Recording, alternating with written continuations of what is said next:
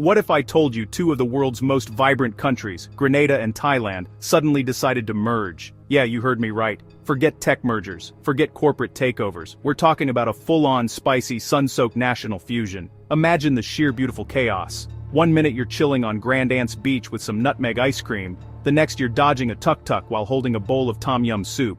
This isn't just a hypothetical, it's a deep dive into the glorious madness that would ensue. Today we're going to explore the top 5 things you could absolutely expect if Grenada and Thailand became one glorious chaotic nation. We're talking about food that would make a dragon sweat, festivals that would redefine the word party, and politics so wild they'd make your family dinners look tame. This is the cultural mashup you never knew you needed, a collision of Caribbean cool and Southeast Asian spice that would change the world as we know it. So buckle up, because things are about to get weird, wonderful, and hilariously complicated. I'm Z, and we're about to embark on this incredible thought experiment together. And trust me, you'll want to stick around, because number 1 will blow your mind, possibly your taste buds, and maybe even your understanding of international relations. It's going to be a wild ride from St. George's to Bangkok. And hey, if you love wild ideas like this, smash that like button and follow for more. Let's get into it. Alright, let's start with the most important thing, the thing that unites us all and also sets our mouths on fire. The food. Imagine a world where Grenadian oil down meets Thai green curry. I mean, just think about that for a second. Your taste buds wouldn't just be tantalized, they'd need their own passport and a personal on-call fire extinguisher. This isn't just dinner, it's an extreme sport. Your mouth would be going on a journey it was not prepared for. You walk into a restaurant in this new country, Grenada, let's call it. The menu is a beautiful, terrifying document. On one side you have the rich coconut and saffron-infused comfort of Grenada's national dish, oil down. It's hearty, it's savory, it's like a warm hug from your Caribbean grandma.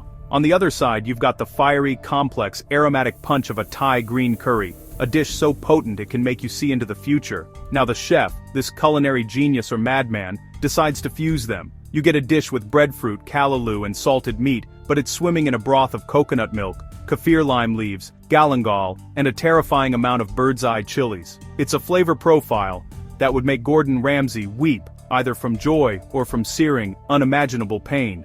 We wouldn't know. The waiters would just hand you a waiver before you order. The real battle, though, wouldn't even be on the plate. It would be in the streets, in the kitchens, in the parliaments. The great debate, which chili is king? Is it the legendary Scotch bonnet, with its fruity, fiery kick that sneaks up on you? Or is it the Thai chili, the prick nu, a tiny little pepper that delivers an immediate, unapologetic, full frontal assault on your senses? This is a rivalry that makes the Yankees and Red Sox look like a friendly game of catch. You'd have street vendors arguing passionately. One guy, with a Grenadian flag bandana, would be yelling, "My pepper has flavor, man. It has soul." And the Thai vendor next to him would just smile calmly and say, "My pepper makes you question your life choices." It is a spiritual experience. The arguments would be hotter than the food itself. You'd need a mediator, probably someone from Mexico, to come in and say, "Amigos, amigos, can't we all just agree that pain is delicious?" People would start developing spice tolerance like it's a superpower. Children in Grenada would be eating Scotch bonnets like they're candy. Tourists would be warned at the border. Welcome to Grenada. Standard travel insurance does not cover spice-related emergencies. You're on your own, buddy. Good luck. You'd see grown men crying at food stalls not because they're sad, but because they dared to ask for extra spicy. And the food competitions? Forget MasterChef. We're talking mouth of magma. Contestants would be judged not just on flavor and presentation, but on their ability to deliver a coherent sentence after eating the dish. The winner is the one who can still feel their own face. The prize? A lifetime supply of milk and a very, very large trophy shaped like a fire extinguisher. It's a culinary arms race. Ultimately, this fusion would create a new global standard for spicy. Other countries would be like, "Oh, you think your food is hot? That's cute." In Grenada, mild would be what the rest of the world considers nuclear. The only thing hotter than the food would be the passionate, never-ending debates over which chili reigns supreme. And you know what? I'd be there for every single mouth-numbing bite. Now, if you think the food is intense, hold on to your feathered headdresses and your water pistols, because we're diving into the party scene. Picture this, Grenada's carnival, the ultimate expression of freedom and bacchanal, with its soca music, its jab-jab, its stunning feathered costumes. Now slam that right into the middle of Songkran, the Thai New Year's festival, which is essentially the world's biggest water fight. It's pure, beautiful, glorious chaos. Imagine the scene. It's Tuesday morning on the streets of St. George's. Or is it Chiang Mai? Who knows anymore? The air is thick with the sound of a soca beat, that infectious rhythm that makes your hips move whether you want them to or not.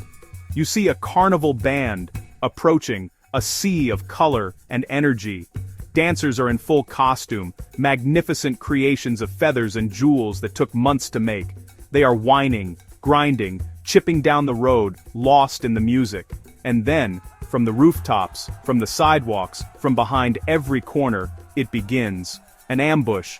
But it's not what you think. It's an army of people armed with super soakers, buckets and hoses.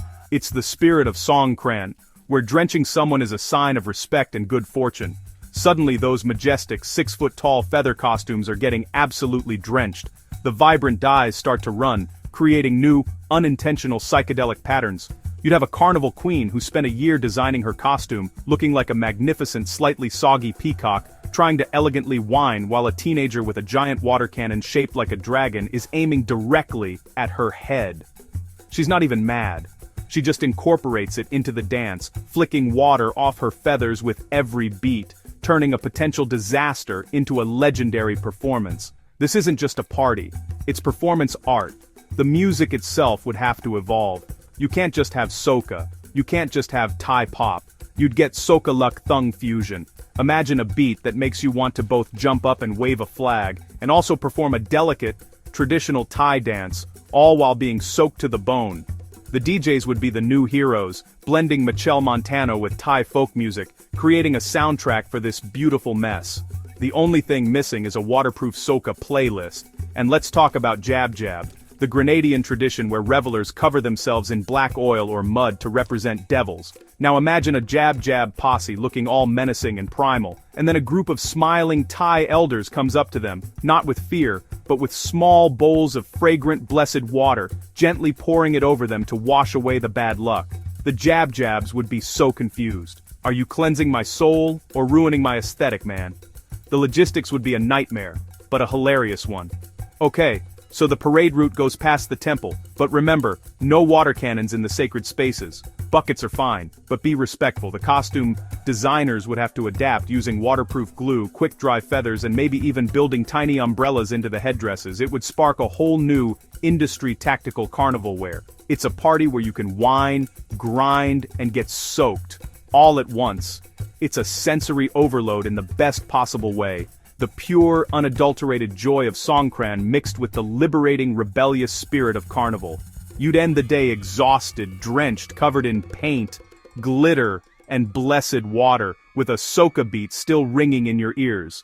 You wouldn't know what day it is or what country you're in, but you'd know you just had the time of your life.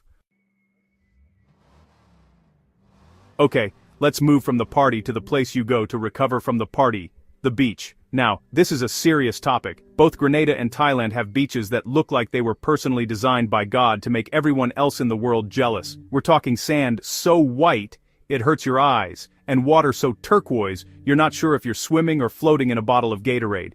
This isn't just a vacation spot, it's a screensaver come to life. So, when these two countries merge, it's not a collaboration. Oh no. It's a competition. It's the beach off.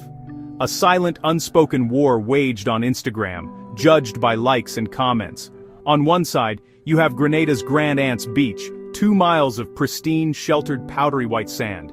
It's calm, it's classic, it's the Beyoncé of beaches, flawless, powerful, and universally adored. It's the kind of beach where you just lie down and let your problems melt away. On the other side, you have Thailand's Railay Beach, or Maya Bay. These aren't just beaches, they're dramatic landscapes, giant limestone karsts jutting out of the emerald water like ancient sea monsters. To get there, you need to take a long-tail boat. It's an adventure. It's the Lady Gaga of beaches. Dramatic, a little bit weird, and absolutely unforgettable. It's a beach that makes you feel small in the best possible way. Now imagine the tourists caught in the middle of this. They'd be paralyzed with choice. Honey, Should we go to the beach that's perfect for napping and reading, or the one that looks like a set from Avatar? The travel bloggers would have a field day. Top 10 reasons why Grenada's West Coast beaches are better than the East Coast. The comment sections would be a war zone. Grand ants forever. You haven't lived until you've seen the sunset at 5-5. The locals would get competitive too, but in a very chill, beachy way. A Grenadian guy relaxing in a hammock might say, "Yeah, their rocks are nice, I guess, but can you get a proper roadie right on the sand? I don't think so, man." Meanwhile, a Thai boat operator, looking at a picture of grand ants, would just shake his head and say, "So flat. Where is the drama? You need cliffs. It's better for the soul." And the activities. It would be a beautiful fusion. You could be doing yoga on a paddleboard in the calm Caribbean waters in the morning, and then go rock climbing on a limestone cliff overlooking the Andaman Sea in the afternoon. You could go from snorkeling over a coral reef looking for starfish to exploring a hidden lagoon that's only accessible at low tide. The possibilities are endless. The real loser in this beach off? Your phone's storage. You'd take 1,000 pictures of the sunset, and none of them would do it justice. You try to capture the exact shade of blue in the water, and fail every time. You post a picture with the caption, "Store no filter," and nobody would believe you. Your friends back home would just block you out of sheer jealousy. "Oh, look, another perfect beach from Z. Unfollowed." In the end, there's a spoiler. Everyone wins. You can't lose when your options are paradise or a different kind of paradise. The only real struggle is deciding which version of heaven you want to visit today. It's a beautiful problem to have. The sand is perfect, the water is flawless, and the sunsets are so Instagrammable they might just break the app. So, we've covered food, parties, and beaches. Now let's talk about something truly mind-bending: communication. What happens when you smash Grenadian Creole English, with its beautiful rhythmic French and African influences, into the tonal, complex language of Thai? You get a linguistic explosion. You get a tongue twister of epic proportions that would make even the most seasoned linguist's brain short-circuit. Imagine a tourist trying to get directions. They walk up to a local and ask, "Excuse me? How do I get to the floating market?" The local, a friendly Grenadian citizen, smiles and replies, "Ah, you go down the road, make a right at the big mango tree, Sawasti crap, then you go straight until you see the Wat. Nah. Can't miss it. Wagwan." The tourist would just stand there, blinking, his brain buffering like a bad internet connection. Did he just speak 3 languages in one sentence? Ordering street food would become a high-stakes game of charades. You'd walk up to a cart that's selling something that looks like a cross between a fish cake and a bake. You'd point and say, "Me want one of dat, please." The vendor, stirring a giant wok, might reply, "Aroy mock, my friend. You want it with extra pepper sauce, or my fet?" You'd just nod enthusiastically, hoping for the best, and prepare for a culinary surprise. The new slang would be legendary. Teenagers would be creating a whole new dialect. A conversation might sound like this: "Bruh, the party last night was chook D. We were liming by the beach, the vibes were proper Sanuk." It's a beautiful, confusing symphony of words. It's English, it's patois, it's Thai, all rolled into one. Google Translate would just give up and display a 404 error. It would just say, "We don't know, man. Good luck." Think about the official signs. A wet floor sign might read, "Caution floor wet. Rawang Piun Luan. Mind your step, we." It's both incredibly helpful and incredibly confusing at the same time.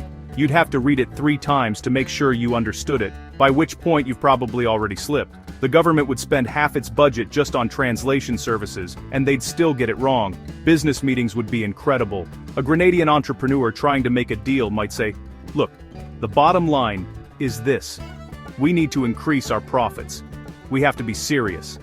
His Thai partner would nod gravely, put his hands together in a respectful Y, and say, "Chai, chai, jai, yen, yen," which means, "Yes, yes." Calm your heart down. It's a clash of conversational styles. Direct Caribbean passion meets calm, indirect Thai politeness. Somehow, they'd make it work. The proverbs would be the best part. You'd get these amazing fusion sayings: "A rolling stone gathers no moss, but it still has to cross the river one step at a time. Or, don't count your chickens before they hatch, especially if they are in a spicy curry. It's ancient wisdom from two sides of the world, blended together into something new, profound and slightly nonsensical. Eventually, a new hybrid language would be born, Grenglish or Thainadian. It would be a language of vibes. You wouldn't need to understand every word to get the meaning. You'd feel it. The only thing more confused than the tourists would be the language learning apps. Duolingo's owl would just fly away in defeat. There's no algorithm for this beautiful, chaotic madness.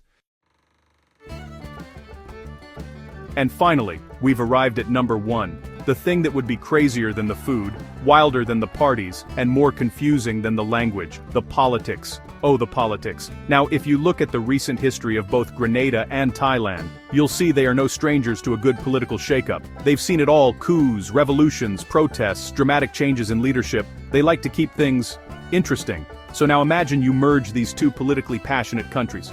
You don't just get a government, you get a primetime reality show. The drama would be off the charts. Parliament would be the hottest ticket in town. Forget Broadway, forget the West End. The real show is watching the leaders of Grenada try to form a coalition. It would be a spectacle of epic proportions. Imagine a parliamentary debate. The leader of the opposition, with that fiery, eloquent Caribbean rhetorical style, is passionately decrying a new tax bill. He's gesticulating, his voice is booming, he's quoting poetry, the chamber is roaring. Then, the Prime Minister, embodying that calm, unflappable Thai demeanor, simply stands up, smiles gently, and says, "My pen rai," which means no problem or don't worry about it. The contrast would be so stark, it would be comedy gold. And how would they settle disputes? Forget filibusters and boring procedural votes. In Grenada, political deadlocks would be settled with some real action. Imagine a tie on a crucial vote. The Speaker of the House would just declare, "All right, settle it in the ring." The Minister of Finance versus the Shadow Minister for Agriculture. 3 rounds of Muay Thai. Let's go. Political commentators would be analyzing fighting stances instead of policy papers, or maybe, for less contentious issues, a limbo contest. How low can you go for the people?